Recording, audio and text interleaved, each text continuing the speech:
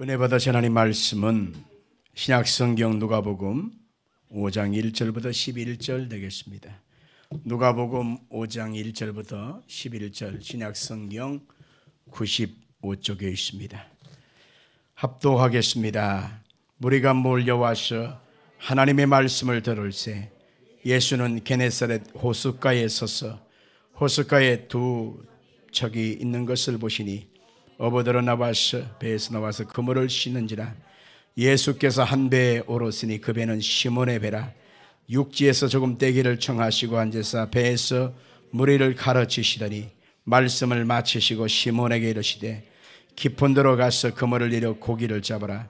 시몬이 대답하여 이르되 선생님, 우리 밤이 새도록 수고하였으되 잡은 것이 없지만은 말씀에 의지하여 내가 그물을 내리리이다 하고 그렇게 하니 고기를 잡은 것이 심히 많아 그물이 찢어지는지라. 이에 다른 배에 있는 동무들에게 손짓하여 와서 도와달라 하니 그들이 와서 두 배의 체음에 잠기게 되었더라. 시몬 베드로가 이를 보고 예수의 무릎 아래에 엎드려 이르되 주여 나를 떠나소서 나는 죄인이로소이다 하니 이는 자기 및 자기와 함께인 모든 사람이 고기 잡힌 것으로 말미암아 놀라고 세베대 아들로서 시몬의 동업자인 야고보와 요한도 놀랐습니다. 예수께서 시몬에게 이르시되 무서워하지 말라. 이제후로는 네가 사람을 취하리라 하시니 그들이 배들을 육지에 대고 모든 것을 버려두고 예수를 따르니라. 아멘. 우리 한번 같이 찬양하십시다. 찬송. 주님이 홀로 가신 그 길 나도 나를 보내주고 나는 달려가겠소.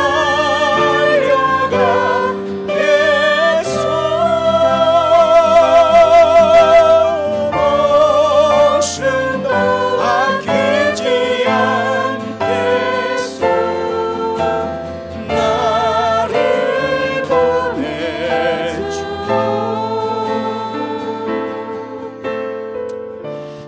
따라 말씀해 주십시오. 봄을 이기는 겨울은 없다.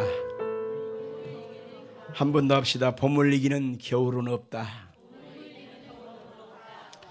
기상학자들은 100년에 한 번 찾아오는 이 혹독한 겨울로 인하여 사람들이 너무 고통하게 될 때가 올 것이다. 이렇게 올 겨울을 예상을 했었습니다. 그것을 기점으로 해서 러셀 푸튼이라고 하는 작자는 전쟁을 선포하고 지금 1년을 끌고 왔지 않습니까? 그런데 희한한 기상 변화가 나타나는데 100년에 한 번 올까 말까 한 그러한 기상 이변으로 온 유럽 땅에 추위와 굶주림과 난방이 안 돼서 너무 고통할 것이다 라고 예상해서 러시아에서 나오는 그 석유가스를 자원 무기화 삼고 온 유럽 땅을 그냥 꼼짝달싹 쥐락펴락 하락했는데 갑자기 기상난동이 생겨가지고 100년에 한 번 찾아오는 이 기상이변을 통해서 겨울이 20 몇 도까지 올라가 버린 거예요. 초여름 여름 날씨로 돼버리고 오히려 러시아 땅은 영하 20도까지 푹 떨어지는 거예요. 완전히 바뀐 거죠. 저는 그것을 이렇게 보면서 그 옛날 애굽 땅에 하나님의 백성들이 있는 고센 땅 그곳에는 따뜻함이 있고 온화함이 있고 환한 빛이 있는데 온 애굽 땅은 캄캄함이 있고 어둠이 있고 슬픔이 있는 땅으로 바꿔버리고 말지 않습니까? 누가 하신 거예요? 하나님이 하신 것입니다. 새해를 시작하면서 정치적으로나 여러 가지 경제적으로나 혼돈과 여러 가지 캄캄함이 우리의 앞길을 가로막고 있습니다. 그러나 봄을 이기는 겨울이 없듯이 하나님의 역사를 누가 이길 수 있겠어요? 하나님이 통치하고 계신 것을 믿으시길 바랍니다. 오늘 아침에도 내 인생 우리 앞길 진로 주관하시는 하나님이 이 대한민국 땅을 주장해달라고 우리 통성으로 기도하고 정치적인 혼돈과 경제적인 여러 가지 위기 속에서 하나님이 이 땅을 지켜달라고 기도하십시다. 우리는 가족 구원 이루어달라고 기도하고 오늘로 내 안에 성령의 은혜가 회복되어서 하나님의 선한 뜻이 이루어지게 해달라고 오늘로 우리 예배를 받아달라고 주여 한번 부르고 통성으로 잠깐 기도합니다. 주여. 할렐루야, 할렐루야. 살아계신 아버지 하나님, 봄을 이기는 겨울이 없듯이 하나님의 통치와 다스림과 주관하심 앞에 그 누가 대적하고 하나님의 역사를 방해할 수 있으리요. 하나님, 고센 땅에 갇혀있는 이스라엘 백성들을 위해서 하나님이 하신 일을 보면 하나님의 영광을 우리가 찬양하지 않을 수가 없나이다. 온 세상의 어둠과 절망으로 가득하고 캄캄함과 두려움에 가득할지라도 하나님의 통치가 있는 고센 땅에는 광명이 있고 빛이 있었던 것을 보았습니다. 하나님 전능하신 아버지여, 러시아의 그 전쟁 말로 인하여 온 세상에 두려움과 절망을 갖다 주었지만 하나님이 온 세상에 하나님의 따뜻한 온기로 말미암아 이 세상을 하나님이 보호하시고 지키시고 운행하신 것을 보았습니다. 간절히 원하고 기도하는 것은 이 땅 대한민국 땅에도 하나님의 통치가 함께해 주시옵길 원하고 기도합니다. 정치적인 혼돈과 경제적인 아득함과 여러가지 앞길이 캄캄한 여러가지 두려움이 우리의 심령과 앞길을 가로막고 있지만 하나님의 통치는 영원 무궁토록 함께하고 계시고 그 누가 하나님의 역사를 방해할 수 있게 하고 있습니까? 오늘도 하나님의 역사를 믿음으로 바라보고 의지할 뿐이오니 하나님이여, 크고 강한 능력과 편팔로 인하여 이 땅을 통치해 주시옵길 원합니다. 하나님의 나라가 하늘에서 이룬 것처럼 땅에서도 이루어지고 하나님이 지키시고 통치하시는 역사가 아버지 하나님이 임하여 주시길 원합니다. 정치적인 혼돈에서 하나님의 질서를 잡게 도와주시고 경제적인 위기 앞에서 하나님이 이 땅에 아름다운 새 소망과 형통이 되어 주시고 특별히 한국교회가 성령으로 끼어있어 이 귀하고 귀한 사명을 감당하는 한국교회가 되게 도와주시고 우리 햇불스 모금교회가 이 사명을 감당하는 복된 역사가 있게 도와주옵소서. 오늘도 하나님 앞에 온 마음과 중심을 다하여 예배하고 하나님을 찬양하며 하나님을 경배하는 우리 모든 권속들에게 성령님의 운행하심이 함께해 주시었길 원하고 기도합니다. 오늘도 하나님 앞에 나와 예배하는 모든 성도들의 영혼을 새롭게 하시옵소서. 저들의 심령에 하나님의 은혜를 베풀어 주시고 묶임과 된 모든 삶의 얽힘을 풀어주시고 병든 것을 고쳐주시고 어둠이 떠나가고 예수 이름으로 승리하고 하나님을 영화롭게 하는 아름다운 그 역사이도록 축복해 주옵소서. 오늘도 성령님께서 오늘 우리 예배를 받으시고 우리의 찬송을 받으시고 오늘도 하나님의 영광을 나타내 주시옵기를 간절히 원하옵고 예수님 이름으로 간절히 기도 올리옵나이다. 아멘. 살아계신 하나님께서 오늘도 우리의 기도를 들으시고 주께서 하늘의 문을 여셔서 역사해 주시길 원합니다. 하나님의 뜻이 하늘에서 이룬 것처럼 땅에서도 이루어지길 원합니다. 하나님의 거룩한 뜻이 이 땅 대한민국 땅에 이루어지길 원합니다. 하나님의 통치가 한국교회 가운데 이루어지길 원하며 하나님의 통치가 우리 햇불스 몸교회를 주관해 주시길 원하며 우리 모든 성도의 심령 속에 하나님의 성령의 운행하심이 온전히 임하여 주시옵소서. 예배하는 우리의 심령 속에 성령의 충만함, 은혜의 충만함을 주셔서 하나님의 선한 뜻이 무엇인가 분별할 수 있게 도와주시고 영혼의 갈급증으로 나온 심령을 시원케 하여 주옵시고 어둠의 영악한 영들이 한 길로 왔으나 일곱 길로 떠나가는 역사를 베풀어 주옵소서. 오지 못한 주의 권속들에게도 하나님의 긍휼이 있기를 원하옵고 예수님 이름으로 간절히 기도 올리옵나이다. 아멘. 전호자에 한번 다시 인사하십시다. 하나님이 당신을 특별히 사랑하십니다. 아멘. 같이 따라해 주시기 바랍니다. 깊은데 바소스로 가라. 한 번 더 합시다. 깊은데 바소스로 가라. 이런 제목으로 말씀을 증거하겠습니다. 시몬이라고 하는 베드로의 본명입니다. 히브리식 이름은 시므온의 헬라식 이름입니다. 그 뜻은 듣는다라고 하는 뜻을 가지고 있고 일반적으로 주님의 말씀을 듣는 사람, 말씀에 순종하는 사람 이렇게 해석되어지는 것입니다. 시몬은 깊은 데로 가서 고기를 잡으라고 하는 예수님의 말씀을 따라 그는 순종하고 있습니다. 그러나 이 본문을 자세히 원문에서 찾아보면 아주 중요한 단어 하나가 생략되고 있는데 그게 바로 에파나고라고 하는 말입니다. 따라 하실까요? 에파나고. 그 뜻은 해변을 떠나 먼 곳으로 가다, 법을 떠나고 전통을 떠나고 습관을 어기라, 그런 뜻이 담겨 있습니다. 다른 뜻으로는 법과 전통, 습관을 어기다라고 하는 의미가 있지요. 고대 근동학자 배철현 교수는 에파나고라고 하는 것을 이렇게 해석합니다. 그리스 동사에 숨겨진 핵심적 의미는 자신의 익숙한 환경으로부터 과감히 떠나는 일, 단절하는 행위, 그것을 에파나고라고 하는 것으로 해석하는 것입니다. 깊은 데로 가기 위하여 너의 익숙한 환경으로부터 과감하게 떠나라, 그리고 과감하게 버리라, 이렇게 해석될 수가 있는 것입니다.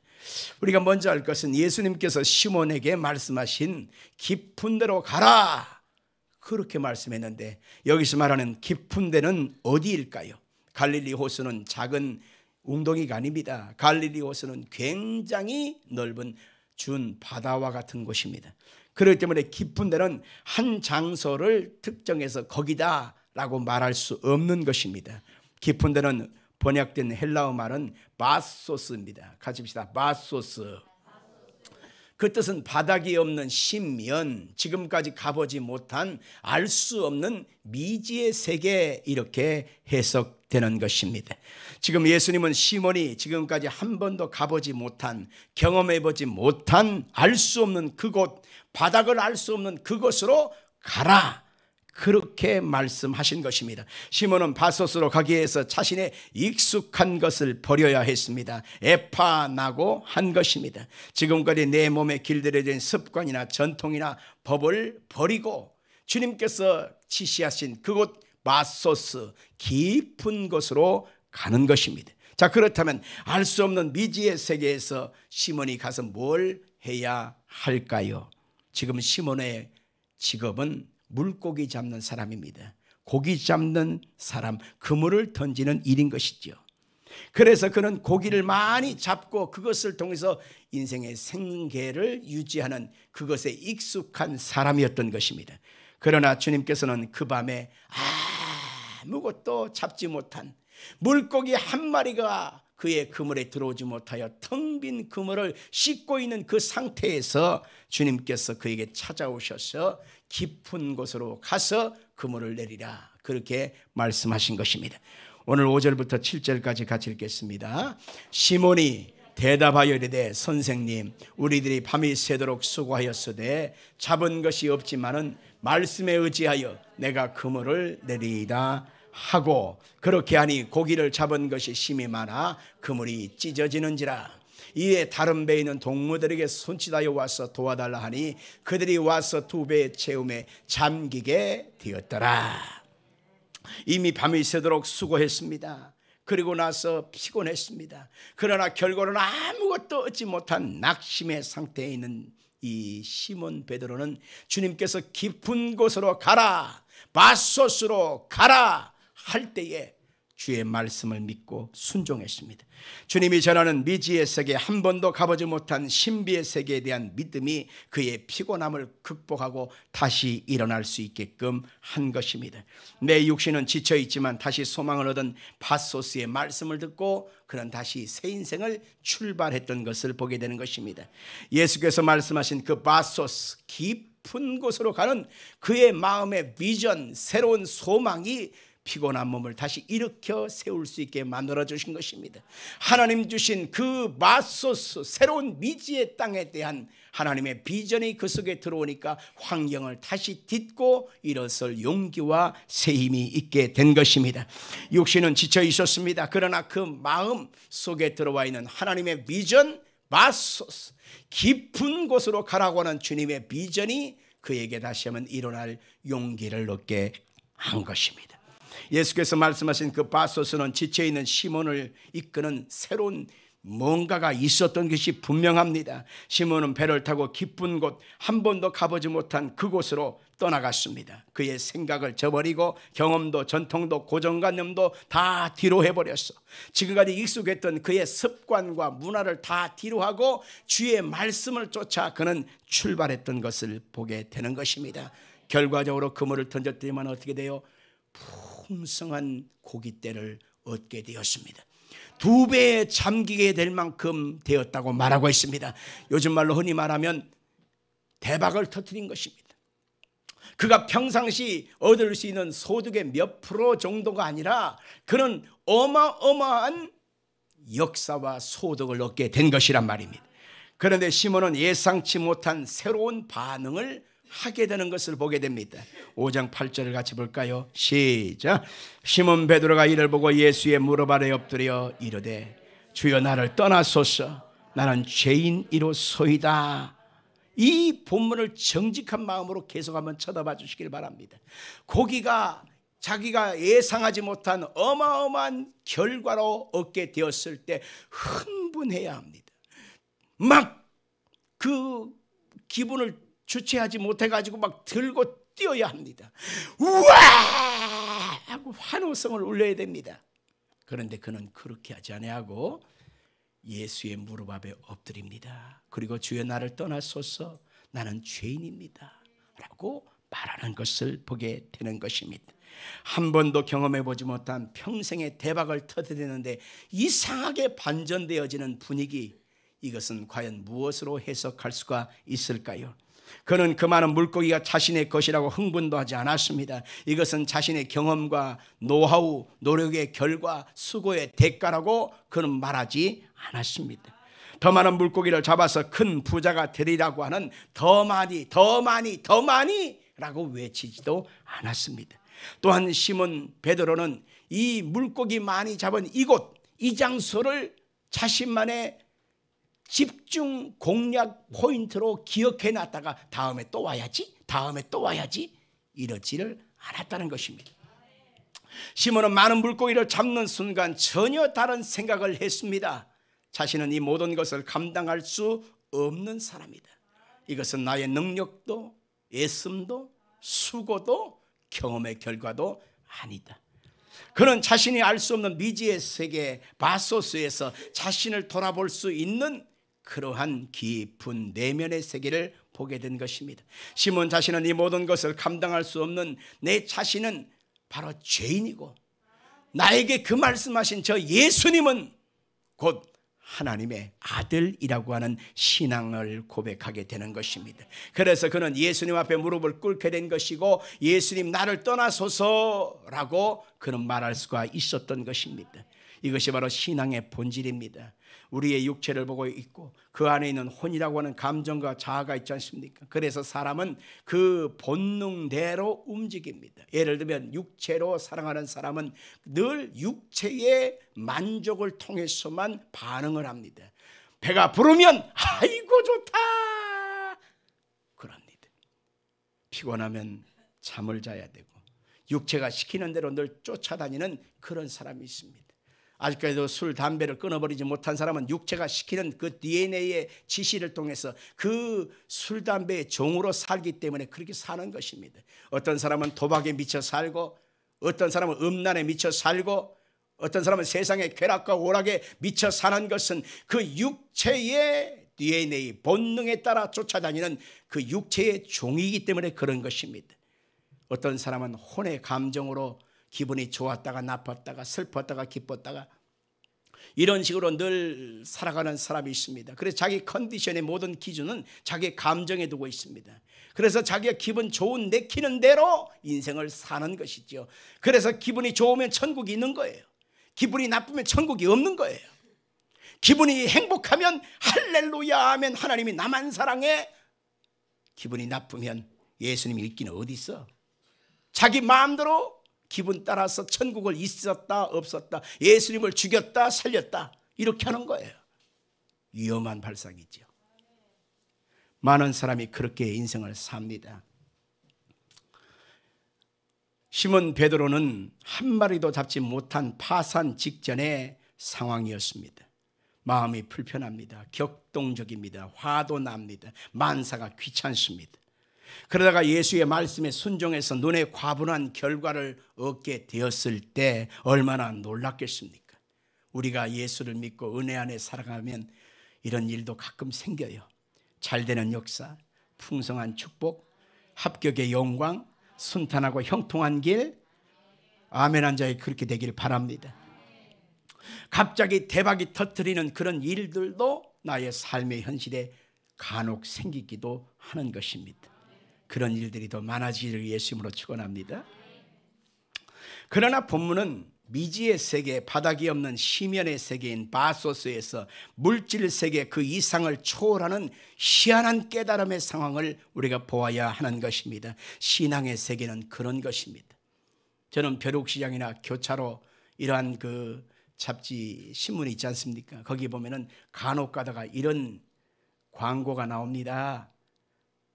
안 풀리십니까? 갑자기 우울합니까? 자식들이 속을 새깁니까? 남편이 바람을 피웁니까? 아니면 마음이 답답합니까? 이곳으로 오시옵소서. 전화번호 땡땡땡땡땡땡땡. 그리고 그 밑에 보니까 어디냐? 무슨 보살, 무슨 암자, 이렇게 해서 신문 광고지에 나오는 것을 보게 되는 것입니다. 보여지는 가시적인 효과와 내가 얻고자 하는 무슨 실제적인 열매를 기대하면서 사는 것은 무당의 세계나 절에 있는 중들의 세계나 똑같은 것입니다. 만약 우리 예수 믿는 것이 이 땅의 육신의 것에 대한 만족이 목표라면 여러분들 한번 생각해 보십시오. 무당을 믿는 거나 산신령을 쫓아가는 거나 절에 있는 중들이나 뭐가 다르냐 말입니까? 우리가 믿는 예수, 우리가 믿는 그리스도의 복음은 과연 무엇일까? 당장 풍성한 물고기라여 흥분하는 것이 아닙니다. 그 모든 것을 주관하시는 하나님을 보게 되는 것입니다. 바소서는 은혜의 신앙, 풍성한 신앙, 하나님의 은혜, 이 세상 그 누구도 맛볼 수도 없고 얻을 수도 없는 하나님의 선물인 그 신비의 세계를 보는 것이 신앙인 것입니다. 바소서 깊은 곳으로 가는 것은 그동안의 관습이나 전통을 버리고 고정관념을 버리고 두려움의 장소로 가라는 것입니다. 한 번도 가보지 않은 것이니까 사람들은 그것을 글로서 표현도 못하고 그림으로도 그릴 수가 없는 것입니다. 그것은 하나님의 감추어둔 비밀이기 때문에 그런 것입니다. 바소서 깊은 곳으로 간다고 하는 것은 우리 자신을 돌아보게 하는 것입니다. 나 자신의 내면을 보게 하는 것입니다. 나는 지금 어디로 가고 있는가? 나는 무엇을 위해 살고 있지? 내가 지금 어디로 가야 되는가? 나는 무엇 때문에 이렇게 내가 안달복달 이렇게 살아야 되지? 라고 하는 마음에서 울려 퍼지는 그 소리를 듣게 하는 것이 곧 바소스, 깊은 심연의 세계라고 하는 것입니다. 사람들은 가끔 이 깊은 마음의 내면의 소리를 들을 때가 있습니다. 어떤 때냐? 내 옆에 있던 그 누구, 너무너무 잘 아는 그 누구가 갑자기 어저께까지 만나서 밥 먹고 차 마시고 했는데 갑자기 아침에 뉴스가 들려옵니다. 전화가 옵니다. 죽었대. 갑자기 죽었대. 믿어지지 않는 거예요. 그의 장례식에 한번 딱 갔다 오면 사람이 살았다 할 게 없어. 사람이 사는 게 아닌가벼 하면서 갑자기 내 자신의 내면의 소리를 들어봐. 아, 나도 그럴 수가 있겠구나. 이런 생각을 한번 해보게 됐지요. 너무 익숙한 사람, 너무 가까이 있는 사람, 내 옆에 있던 그 사람이 갑자기 암병 말기가 돼서 수술 불가능 중환자실에 있는 것을 보고 옵니다. 그러면 이야, 사람이 언젠가는 이런 일도 있을 수가 있겠구나. 저 사람 다음에는 혹시 나 아니여? 혹시 저 사람이 간 다음에 내가 그런 사람 아니야? 하면서 나 자신에게 들려져 오는 그런 심연의 소리, 깊은 내면의 소리가 가끔 들려져 오는데 바로 그때 반응할 수 있어야 됩니다. 주여, 나는 죄인입니다 하고서 예수님을 찾고 나의 죄와 허물을 고백할 수 있을 때 그 속에 주의 역사가 일어나게 되는 것이지요. 근데 많은 사람은 그 순간뿐이라는 것입니다. 그래서 주님의 은혜를 얻지 못하는 경우가 대다수인 것이지요. 그렇다면 그리스도인들이 반드시 이르러야 될 깊은 곳 바소스는 어디일까요? 여러분들과 제가 신앙생활하면서 꼭 한 번쯤은 경험해 봐야 될 바소스, 깊은 곳 어디일까요? 첫째는 곧 나는 죄인입니다 라고 하는 것을 고백하는 것입니다. 가슴에 손 얹고 나는 죄인입니다. 나는 죄인입니다.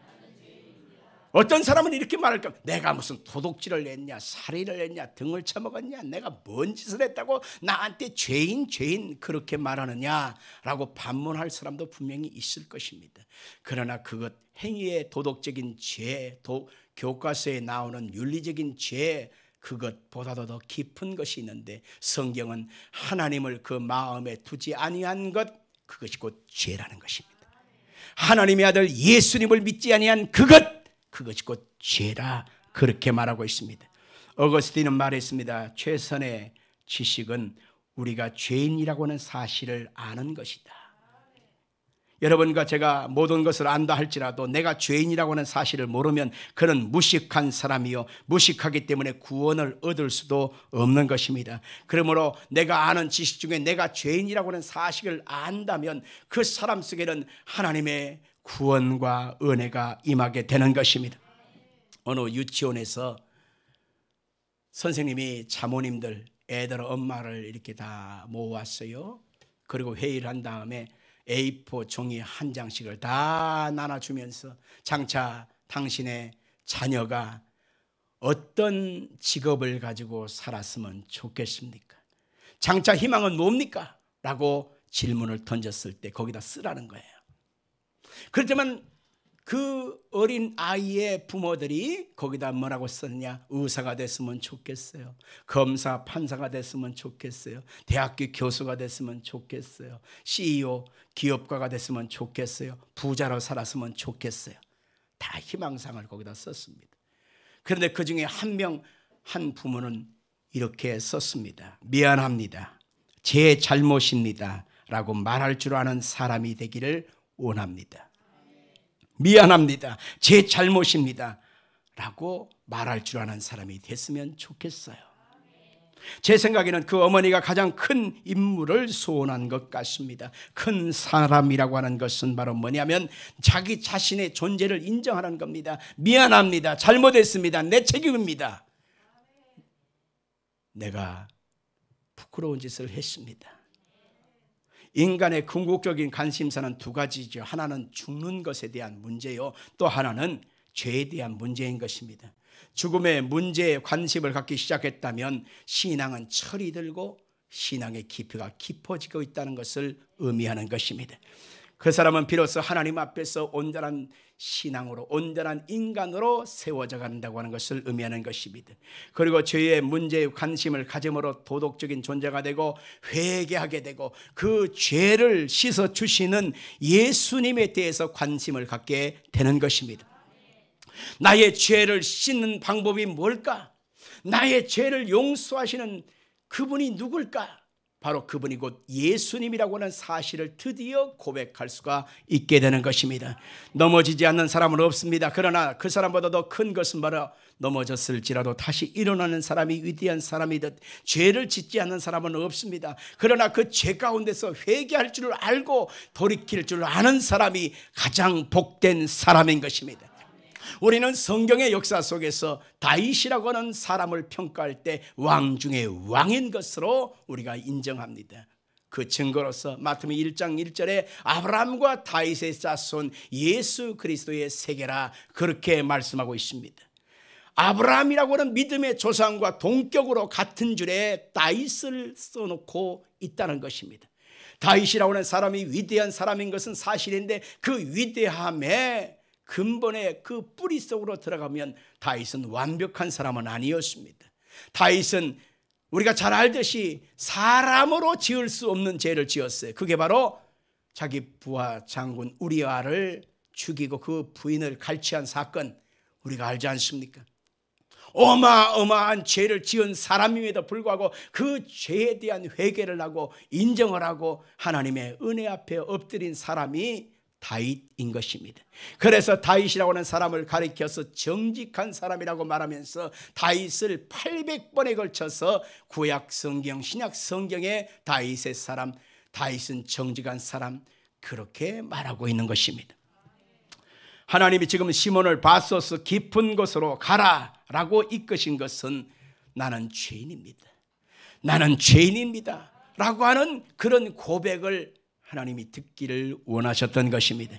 어느 통계에 보니까 교회에 입문한 지 6개월 6달 안에 나는 죄인입니다, 회개를 경험하고 거듭난 경험이 없다면 그는 평생에 걸쳐서 종교인에 불과하다라고 하는 통계가 있습니다. 예수를 믿고 수십 년을 다녔음에도 내가 죄인이라고 하는 사실을 고백지 못한다면 예수의 은혜가 그 속에 임할 수가 없다라고 하는 것입니다. 하나님 앞에서 자신이 죄인이라고 하는 것을 고백하는 것은 곧 반면에 예수님만이 나의 주님입니다 라고 고백하는 것입니다. 십자가의 몸을 지고 피 흘려 죽으신 예수님의 그 피 흘리심의 깊은 은혜 속으로 들어가게 되고 예수 그리스도의 십자가의 핏부림으로 말미암아 나의 죄를 다 씻어내고 내가 하나님의 자녀로 거듭났다라고 하는 엄청난 은혜에 대한 감사와 고백을 드디어 할 수 있게 되는 것입니다. 그렇다면 두 번째로 그리스도인들이 반드시 이르러야 될 바소스 깊은 것은 어디일까요? 두 번째로 내가 살아야 될 목적을 아는 것입니다. 같이 합시다. 내가 살아야 될 목적을 아는 것이다. 오늘 본문 10절을 같이 보겠습니다. 세베대야 돌로서 시몬의 동업자인 야고보와 요한도 놀랐습니다. 예수께서 시몬에게 이르시되 무서워하지 말라. 이제후로는 네가 사람을 취하리라. 아멘. 마태복음에서는 똑같은 사건을 가리켜서 내가 사람 낚는 어부가 되게 하리라, 그렇게 말씀하고 있습니다. 시몬은 물고기를 잡아서 생계를 유지하지요. 그것을 통해서 가장의 책임을 감당하는 사람이었습니다. 그래서 물고기가 많이 잡히는 것에 대한 소망이 그 속에 가득했습니다. 오늘은 많이 잡아야 되는데, 오늘은 대박을 좀 쳐야 되는데, 오늘은 너무너무 엄청난 것으로 운수대통해야 되는데 오늘은 좀 행제 좀 했으면 좋겠다라고 하는 그런 열망이 항상 그 속에 가득했습니다. 이것이 바로 시몬의 삶의 목적이었습니다. 그런데 주님이 이끄시는 시몬의 바소스를 경험하니 그가 익숙한 그곳에서 너무나 새로운 세계를 보다 보니 내가 지금껏 고집스럽게 붙잡고 있었던 삶의 목적과 방향성이 다가 아닌 것을 알았습니다. 내가 바소스를 경험하니 내가 추구했던 인생의 방향이 잘못됐다는 사실을 드디어 알게 됐다는 것입니다. 이것 아니면 안 돼, 저것 아니면 안 돼 라고 말했던 생각들이 파쇄가 되어지는 그러한 경험을 그게 하게 됐다는 것입니다. 우리나라에 유명한 옛날 작가 중에 현진건이라고 하는 분이 있는데 이분이 쓴 내용 중에 운수 좋은 날이라고 하는 좋은 내용이 있습니다.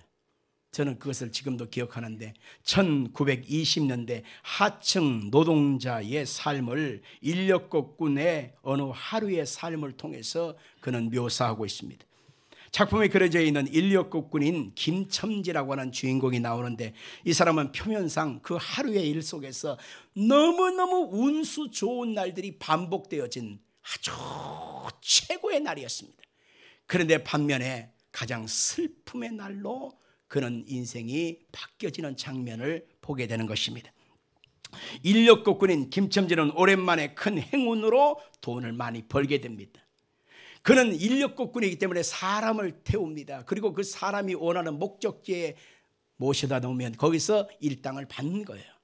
그런데 참 희한하게 어떤 때는 하루에 공치는 날도 많거든요. 그런데 한번 사람을 태워놓으면 거기에서 또 다른 손님을 태우고 또 다른 목적지로 가면 거기서 또 사람을 태우고 또 다른 목적지로 가면 또 사람을 태우고 해가 질 무렵까지 계속 연실 맞아 떨어지는 것입니다. 그래서 다른 날에 비교하면 몇 갑절의 일당을 받았습니다. 행복했습니다. 그래서 운수 좋은 날이 있을까, 이것처럼 행복한 날이 있을까, 그는 쾌재를 불렀습니다. 그의 마음 한켠에서는 그의 마음에 한켠에 스멀스멀 몰려오는 그의 마음에 슬픔, 두려움이 있었습니다. 그게 바로 아침에 출근할 때 그의 부인이 이렇게 외치는 것이었습니다. 여보, 설렁탕 한 그릇 좀 먹었으면 좋겠어. 설렁탕 한 그릇 먹었으면 좋겠어. 이렇게 얘기하는데 또 한마디로 뭐라고 그러냐면, 여보, 오늘은 좀 쉬고 나와 같이 좀 있어주면 안 될까? 여보, 오늘은 좀 쉬고 나와 함께 있어줬으면 좋겠어. 이렇게 얘기를 하는 것입니다. 예, 펜나야, 내가 벌어야 먹고 살지 하면서 그 소리를 뿌리치고 지금 운수 좋은 날로 하루를 보내고 있습니다. 이제 집에 가면 마누라한테 그 먹고 싶었던 설렁탕 한 그릇 사다가 먹이면 얼마나 좋을까 마음속에 흥분과 기대를 가지고서 이제 오는데, 그의 친구를 하나 만났습니다. 치삼이라고 하는 친구를 만나서, 야야야야, 그냥 가기 아쉽잖아. 내가 운수 좋은 날로 내가 오늘 많이 벌었어. 그러니 내가 한 잔 살게. 주막에 앉아갖고 실컷 부어라 마셔라 부어라 마셔라 하면서 그 시간을 보내고 있습니다. 그러나 마음속 한 구석 속에는 마음속에 마누라의 그 아침에 한 얘기가 들려오는 것입니다. 여보, 오늘은 출근하면 하지 않으면 안 될까? 나랑 같이 있어주면 안 될까? 그래서 이 예편네가 뭐가 이상한가 하는 그런 마음이 들었습니다. 그래서 술자리를 얼른 마치고 설렁탕 한 그릇을 사서, 그러고 나서 네 여거를 끼우고, 그러고서 행복한 노래를 흥얼거리면서 집에 왔습니다. 그런데 집 안이 캄캄합니다. 불이 꺼져 있는 거예요. 어디 갔을까 하고 문을 열고 불을 켜고 보니까 마누라가 아침에 누워있던 그 자리에 그대로 누워있는 것입니다. 발로 툭 차면서, 마누라, 오늘 내가 얼마나 돈을 많이 벌었는 줄 알아? 오늘 운수 좋은 날이야. 얼른 이거 일어나서 이 설렁탕 먹어봐 하고 말을 했는데, 그 아내는 아무런 소리를 하지 않고 그대로 반응 없이 있는 것입니다. 가까이 다가가서 보니 싸늘하게 식어서 저 세상 사람이 되어 있더라는 것입니다. 이 내용은 인간들이 추구하는 목적의 허무함과 그것이 이루어졌음에도 기뻐할 수 없는 인간의 실존을 그대로 표현한 내용인 것입니다. 밭소스 깊은 곳을 통해서 시몬은 자신의 내면을 보았습니다. 지금 당장 2배에 잠기게 될 만큼 엄청난 물고기를 잡는 순간에 그는 내면에서 울려 퍼지는 뭔가를 그는 보았던 것입니다. 지금껏 추구하는 인생의 욕망의 세계는 또 다른 마음의 갈증을 느끼게 되어집니다. 그 욕망의 갈증으로 인하여 늘 허기지고 목마릅니다. 99개 가진 사람이 1개를 더 가지지 못해서 나는 없어, 나는 왜 이렇게 힘들게 사는 거야 라고 말하는 것처럼 어느 정도 살면서도 계속된 욕망으로 가득한 그의 마음속에 예수가 재미가 없는 거예요. 예수를 위해서 살고자 하는 마음조차도 없는 것입니다. 그 욕망의 세계는 끊임없이 나의 본능으로 자꾸 유혹을 하지만 그것은 나의 영혼을 채울 수가 없음을 알아야 하는 것입니다. 그래서 예수님은 요한복음 4장 13절 14절에 보니까 이렇게 말씀합니다. 예수께서 대답하여 이르시되 이 물을 마시는 자마다 다시 목마르려니와 내가 주는 물을 마시는 자는 영원히 목마르지 아니하리니 내가 주는 물은 그 속에서 영생하도록 솟아나는 샘물이 되리라. 이 물을 마시면 다시 목마르게 될 거야. 네가 추구하는 인생의 가치관은 아무리 채워도 밑 빠진 덕에 물 붓기 같이 너의 영혼을 만족할 수가 없어. 너는 계속 갈증하게 될 거야. 허기지게 될 거야. 고통하게 될 거야. 내가 주는 물을 마셔야만 너는 만족할 수가 있단다. 시몬은 이제 내가 살아야 될 목적을 알았던 것입니다. 네가 사람 낳는 어부가 되리라고 하는 주의 말씀을 받아들이게 됩니다. 그리고 복음 전하면서 주님의 영광된 삶을 살기를 마음에 갈증하고 다시 회복한 것을 보게 되는 것입니다. 시몬은 차원이 다른 사람으로 살아가기를 결단한 것입니다. 여러분은 지금 바소스 깊은 곳으로 이끄시는 주님의 그 역사를 마음에 지금 당면하고 있습니다. 주님께서 더 깊은 은혜, 더 깊은 주님의 세계를 보여주시기 위해서 때로는 우리의 인생을 빈 배로 만들 때가 있습니다. 빈 그물로 만들 때가 있습니다.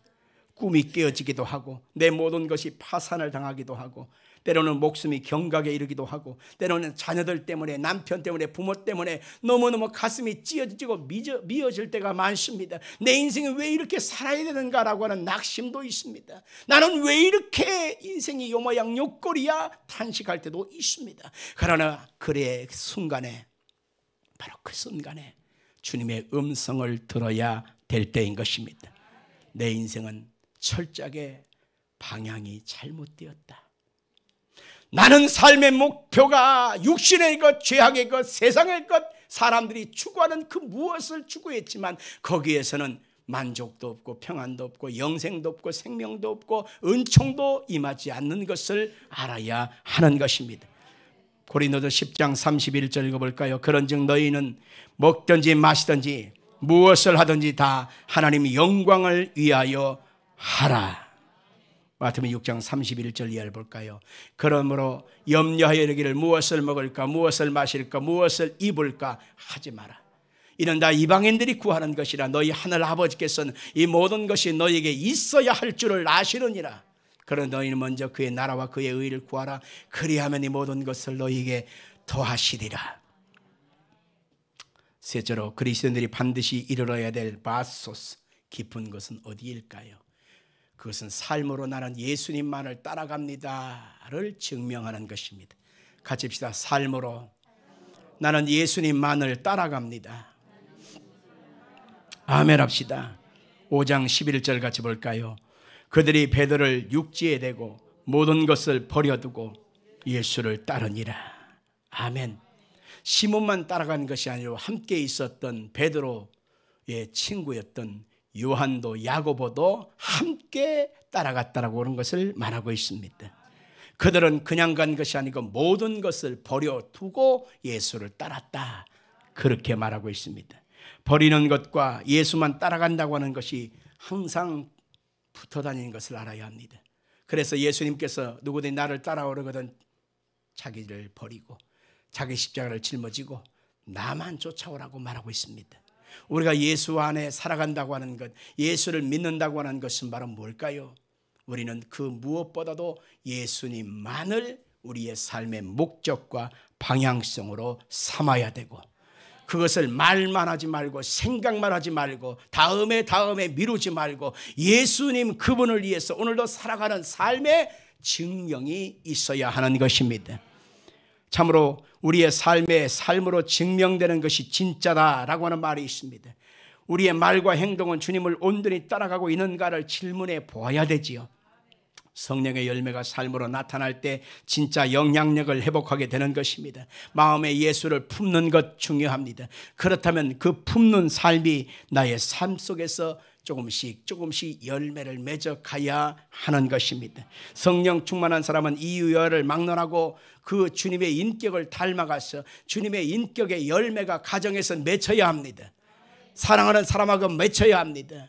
내 이웃과 함께 살아가면서 성령의 열매가 맺혀야 하는 것입니다. 교회에서는 주님을 믿는 사람입니다. 그런데 교회 밖으로만 나가면 열매가 하나도 없는 사람, 잎사귀만 무성한 무화과 나무처럼 그렇게 존재한다면 그것은 온전한 그리스도인이라고 말할 수가 없는 것입니다.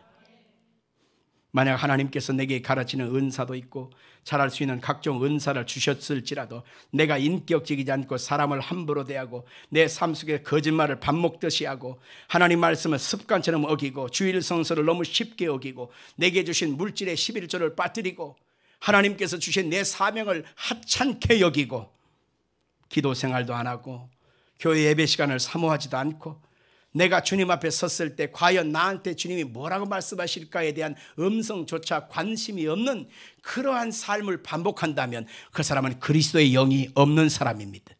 정말 바소스를 경험한 깊은 은혜를 경험한 사람은 날마다 하나님 앞에 내가 어떻게 보여질까? 내가 하나님께 존재할 때 그 나의 존재 가치가 어떻게 인정받을까? 거기에 대한 관심을 갖고 살아갑니다. 그래서 성경을 읽다 보면 항상 끝에는 예수님을 따라갔다고 말하고 있습니다. 마가복음 9장의 바디메오가 예수님을 통해서 눈이 떴지요. 근데 그 끝에 보면 뭐라고 하실까요? 마가복음 10장이죠. 그는 옷을 버려두고 그 겉옷을 버려두고 예수를 쫓아가니라. 그렇게 나와요. 누가복음 17장에 보니까 10명의 나병 환자 중에 한 사람만이 나음을 받지요. 10사람이 다 나음을 받았는데 9사람은 다 알아서 가버리고 한 사람만, 사마리아 사람만 돌아와 예수님께 감사하고 무릎을 꿇고 엎드렸다고 말하고 있습니다. 밧소스를 경험한 사람은 예수가 삶의 목적이 되는 것입니다. 누가복음 19장에 삭개오의 얘기가 나옵니다. 이 사람은 괄세 받던 사람이에요. 무시당하던 사람이에요.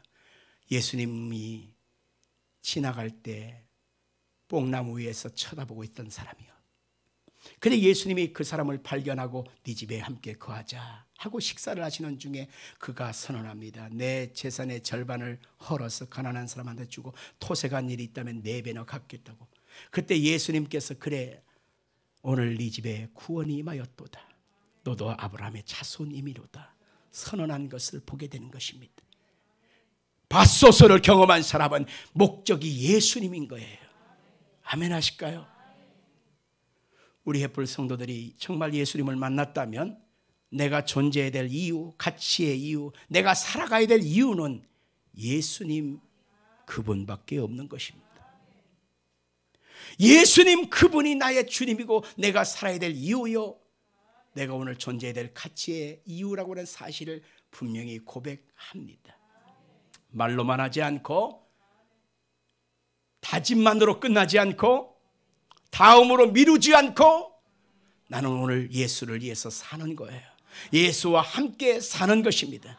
그 열매가 곧 하나님이 평가하시는 기준입니다. 그 열매가 있어야 밧소스 깊은 것을 경험한 사람인 것입니다. 오늘 설교를 마치면서 여러분 모두 다 주님의 깊은 것을 경험하여 주님의 은총을 다 한 차원 높게 더 깊게 주님의 은총 가운데 있기를 예수님으로 축원합니다.